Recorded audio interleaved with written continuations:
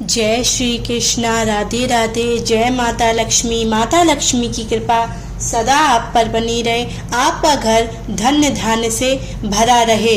आइए जानते हैं कार्तिक मास व्रत कथा महात्म्य 5वां अध्याय।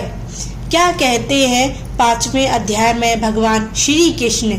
कार्तिक मास व्रत कथा के 5वें अध्याय में राजा पृथु से नारद जी ने कहा कि आश्विन मास की शुक्ल पक्ष एकादशी से शुद्ध होकर कार्तिक मास व्रत करना आरंभ होता है।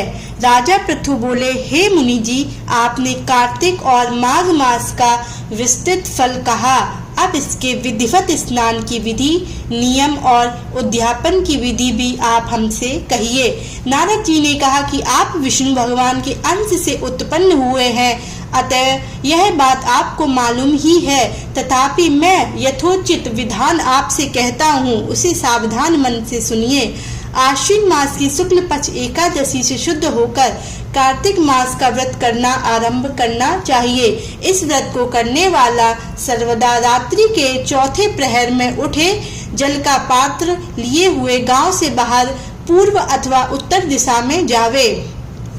हमेशा दिन में अथवा सायंकाल को कान पर जनेऊ चढ़ाकर पृथ्वी पर तृण को बिछाकर सिर को कपड़े से ढककर फिर मुंह को यत्न पूर्वक बंद कर थूक तथा श्वास को रोककर मूत्र का त्याग करे।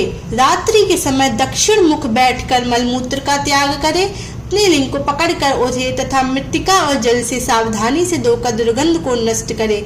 तब शौच क्रिया पूर्ण करे। 1 बार 3 बार हाथ में, फिर शिस्त तथा हाथ में 2-2 बार, 5 बार और 10 बार बाएं हाथ में, दोनों हाथ में 7 बार मिट्टी लगाकर अच्छी तरह से धोवे। यह गृहस्थों के लिए कही गई है। ब्रह्मचारियों को दूनी, वानप्रस्थ को तिगुनी और सन्यासियों को चौगुनी अधिक शुद्धि करनी चाहिए। जो शुद्धि की विधि दिन में कही गई है, उससे आधी शुद्धि रात में होनी चाहिए। इससे भी औंधी आतुर और इससे भी आधी विधि यात्री को करनी चाहिए। शौच कर्म से रहित मनुष्य की समस्त क्रियाएं निष्फल होती हैं। जो मनुष्य मुख शुद्धि दातुन नहीं करता, उसके सब मंत्र निष्फल हो जाते हैं। अतएव दांत और जीभ को बलपूर्वक स्वच्छ करना चाहिए। हे वनस्पति, तू आयु, बल, कीर्ति, तेज, प्रभा, पशु, संपत्ति, ब्रह्मा, ज्ञान, बुद्धि, विद्या हमको दे। यह मंत्र पढ़कर दातुन वृक्ष से ग्रहण करे। यह मंत्र कहकर दूध वाले वृक्ष से 12 अंगुल दातुन लेकर करे तथा श्राद्ध और व्रत के दिन न करें। प्रतिपदा, अमावस्या, नमी, छठ, रविवार, चंद्र तथा सूर्य के ग्रहण में दंताधन कदापि न करना चाहिए।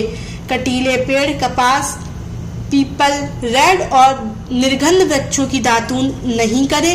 तत्पश्चात फूल, माला, चंदन और पान इत्यादि पूजन सामग्री लेकर प्रसन्न मन हो भक्ति पूर्वक विष्णु भगवान अथवा शिव जी के मंदिर जाएं। वहां देवताओं का अर्ध आचमनीय आदि वस्तुओं से अलग अलग पूजन कर प्रार्थना तथा प्रणाम कर नृत्य आदि मंगल कृत्य करें। फिर ताल, वेड़, मृदंग आदि को बजावे, गावे और नृत्यकों के साथ नाचे।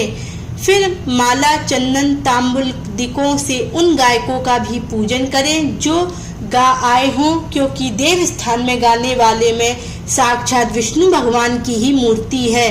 ये लोग सतयुगादिकों में विष्णु भगवान को तपस्या, योग और दान द्वारा प्रसन्न करते थे, किंतु कलयुग में अनुराग सहित भगवत गुणगान है भगवान को प्रसन्न करने के लिए प्रधान माना गया है। हे राजन, मैंने एक बार विष्णु भगवान से पूछा था कि आप अधिकतर कहाँ रहते हैं। यह सुनकर विष्णु भगवान ने कहा, नारद, मैं वैकुंठ में अथवा योगियों के हृदय में भी नहीं रहता, अपितु जहाँ मेरे भक्त मेरा गुणगान करते हैं वहाँ मैं अवश्य रहा करता हूँ। जो प्राणी चंदन मालादिकों से हमारे भक्तों का पूजन करते हैं, उनसे मुझे जैसी प्रीति होती है वैसी प्रीति मेरे पूजन से भी नहीं हो सकती। जो मूर्ख पुराणों की कथा तथा मेरे भक्तों का कीर्तन सुनकर उसकी निंदा करते हैं, वे मेरे शत्रु सदृश हैं। शीरीष, धतूरा के गिरिजा, चमेली, केसर, कंदार, मदार तथा को कनेर के फूल और अक्षतों से विष्णु भगवान की पूजा नहीं करनी चाहिए। अड़ैल, कंद, शीरीष, जूही, मालती, केवड़ा के पुष्पों से शिव जी का पूजन नहीं करना चाहिए। लक्ष्मी की अभिलाषा करने वाले पुरुष को चाहिए कि तुलसी पत्र से गणेश जी की, दूर्वा से दुर्गा जी की, अगस्त की फूल से सूर्य नारायण की पूजा ना करें। जिन देवताओं के लिए पूजा में जो फूल निर्दिष्ट है उन्हीं से उनका पूजन करें। इस प्रकार पूजन समाप्ति के पश्चात देवादिदेव विष्णु भगवान से क्षमा याचना करें। हे सुरेश्वर, हे देव, मेरे पास न मंत्र है और न क्रिया, भक्ति से भी मैं हीन हूँ। जो कुछ भी आपकी पूजा मैंने की है, आप हमारी उस पूजा को पूर्ण करें। इतना करने के बाद परिक्रमा करके दंडवत प्रणाम कर पुनः क्षमा प्रार्थना करके गायन, कीर्तन आदि करना चाहिए। जो मनुष्य शिव और भगवान विष्णु की विधि पूर्वक कार्तिक मास की रात्रि में पूजा करते हैं, वे पवित्रात्मा होकर अपने पूर्व पुरुषों के साथ विष्णु